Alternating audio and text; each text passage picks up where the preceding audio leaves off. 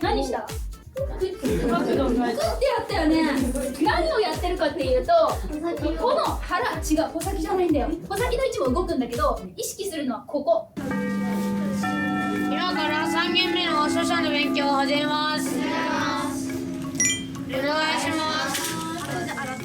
皆さん、はじめまして。私は医師のカホンと申します。今日はカホ先生って呼んでください。新しい方、皆さんほとんどの方が初めて書くと思うので、まずはじめに私が真ん中ら辺の席をお借りして、新しい風見本、お見せしたいと思います。みんなに見ててほしいところがあります。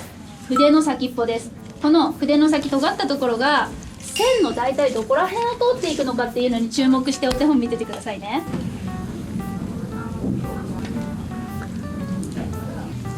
この点々書くときね、向き気をつけましょうね。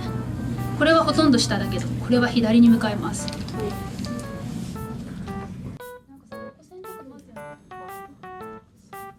次の左払いポイントなんです。他の線と違ってふわっできます。次、点の位置注目。どこから出る？この交わってるところから、交わってるところからちょっと離れ、大正解。とちょっと下なんですよね。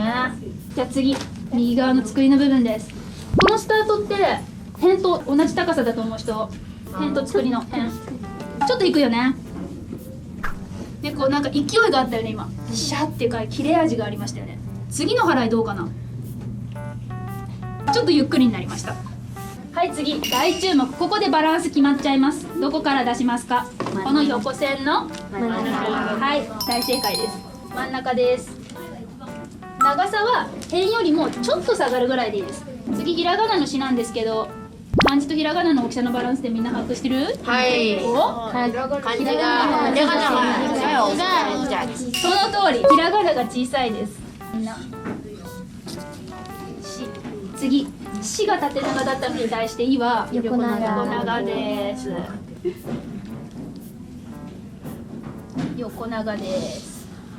で、そして次、風です。一番無理。風ってポイントさえ意識すればかっこよく書けるから、今からポイントをお伝えします。まず風っていう字の1画目の書き出しの場所。さあ、どこから書き出すのが正解かな？みんな言える？いの始めのところ。あら、どうしたの皆さん、すごいじゃないですか。大正解。まあ、この下って思っていただくのもいいし、この課題の時ってさ、いの下って思ってたら次さ、いの下じゃなくなったら書けなくなっちゃうじゃん。だから風は中央と端っこのだいたい真ん中、ここから始めるとバランスよくなるって覚えておいてください。はい、こうでしょ。で、この左払いなんだけど、向きに注目してほしいの。最初どうなってる？そうなのよ。意外に垂直からスタートしちゃって、真ん中ら辺からやっと左に向かうみたいな。これポイントです。はい。いいね、返事。はいじゃあ次ね、風の横線、ここ真ん中の線あるでしょ、端っこでしょ、それ真ん中、ここで止まろうってもう決めとくって感じ。そうすれば迷いなくいけるから。見て、ここ意外にちっちゃくない？上品じゃんみたいな。これどう？この太さ比べてみ。ちっちゃい。細すぎだよね。でも教科書だからさ、これが正解なんだよ。次、口です。これね、大ピンチ。狭いからさ、ここって等間隔に開けるイメージない？なんかぶつかっちゃいけないようなイメージない？でも風だけ例外。ぶつかります。開けちゃったらこの中の隙間潰れちゃうの。だから風だけ例外。触れちゃっていいです。でもこっちはダメ。なんでかわかる？空気の通り道を残すわけよ。ここね、触れちゃったら空気の通り道なくなるよね。だから開けます。こんな感じで皆さんにも書いてほしいなと思います。忘れないうちに席に戻って書きましょう。やばい。いや。この絵を使って「し」と「い」にこの間あるじゃん。これ何がふさわしいかさ、磁石で貼ってほしいんで、やってくれる人。お。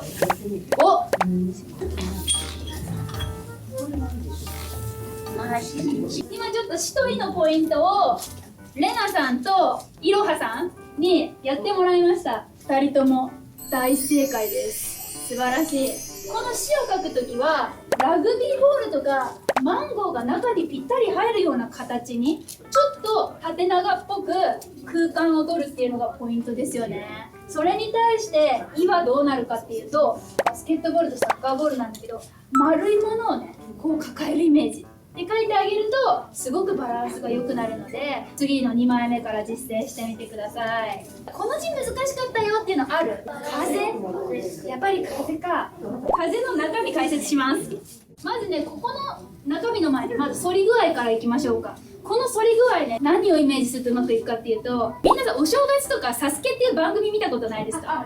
ありますか？お、ありがとう。そのサスケの第一ステージ、最後何ある？そう、なんていうやつ？反り立つ壁。そう、それです。皆さん素晴らしい。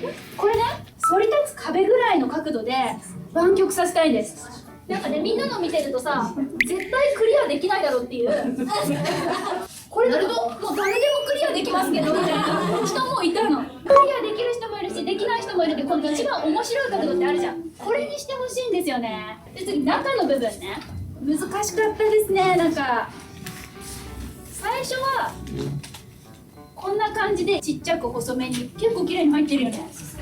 次の口の部分、お手本見るとさ、左側の縦線、風のここにくっついてるよね。これ逆にさ、くっつかないように書いたらどうなる？ちっちゃくなるね。普通はさ、同じ隙間で開ける方が綺麗っぽいじゃん、イメージとしては。でも実際同じ隙間で開けたらすごいちっちゃくなって縮んで見えるよね。だからで、ここの部分はぶつけちゃう。で、その代わりに全部ぶつけたらここ空気の通り道なくなっちゃうから、こっちは開けとくんです。ギリギリ空気の通り道を作っておく。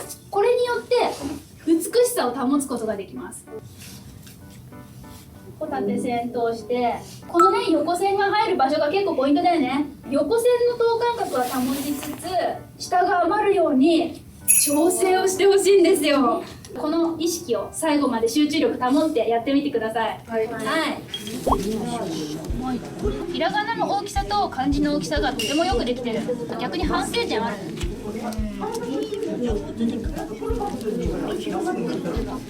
あ、わかる。ここなんかもうちょっと長くすればよかったよね。そうすればさ、動きがつくよね。揃っちゃうとさ、動かない。次、このあと私いいなと思うのは、ここのスピードね。あとここのスピードもよくかけてる人があった。ただね、もうちょっとこうすればよかったなってのがあるの。何かわかる？その通り、もう大正解。これさ、どう？いいじゃん。もうこの緩やかさよ、みたいな。意外にまっすぐだから、これ今一緒に書いてみよう。はい、持って。こうして。こう綺麗でしょ。上にギュッてやっちゃうより綺麗でしょ。でこの感じでちょっと次やってみましょう。はい。新しいっていう字、最初さ、立つっていう字にキくっついてるけど、横線いっぱいあるよね。この時のさ、横線同士の隙間に注目してください。はい。横線同士の隙間に注目。これいい例ね。これ悪い例ね。何が違うか分かります？なんか幅がなんか大きすぎる。5画目と6画目。みんな大正解。5画目と6画目のこの横線の隙間が狭いんですよね。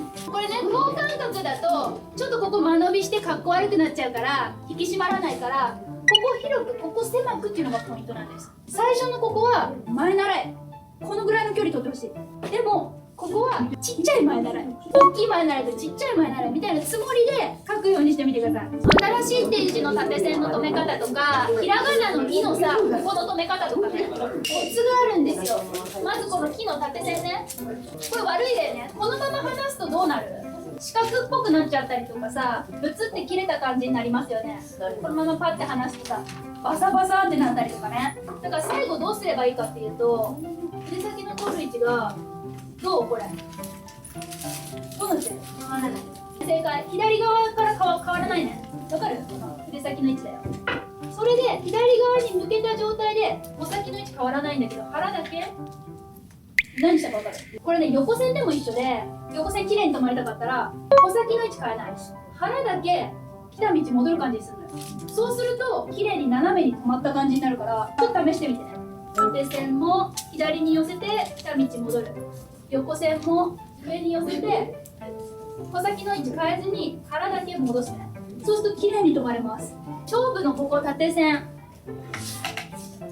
今ね結構綺麗に抜けた方だと思うんだけど、どういうテクニックを使ってるのかっていうと、ただこうやって斜めに置いてこう抜いてるだけじゃないんですよ。よく見てて気筆、このスタートが大事だから。何した？クッてやったよね。クッてやったよね。よく見ててよ、何したか。穂先今どっち見てる？左だよね。いくよ。何した？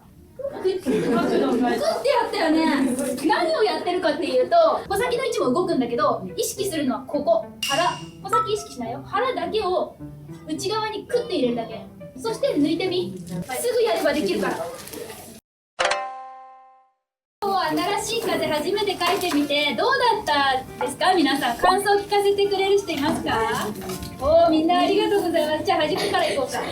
プロの人のアドバイスとかをいただけて、もっとうまくなろうと思いました。おお。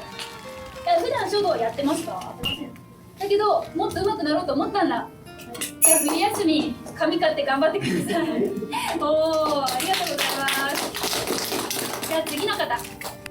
わかりやすい解説とか、アドバイスがあって、ポイントを一文字一文字詳しく書くとか、そういうセッティングとかに気をつけるので、それを継続できたらいいなって思いました。素晴らしい、ありがとうございます。あ、お願いします。普段、視聴者があんまりうん、あんまり力が入るんですよ。だけど、そういうアドバイスとかを聞いて、少し上手くなったかな。ね、実感ありましたよね。本当に1枚目よりも、ね、みんなが3枚目とかの方が上手くなってたと思います今日は。ね、でちょっとさできるようになったら、少し好きになりました書道。だった？あ、よかった。じゃあ今日を機に書道にちょっとでも興味持ってたっていう人はこのまま練習継続すれば上手くなっていきます。で来年ねこう本番があるでしょ。その時金賞狙えるぐらいの実力になってると思うので、このままぜひ継続してみてください。はい、今日は本当にありがとうございました。ありがとうございました。私の書道学校。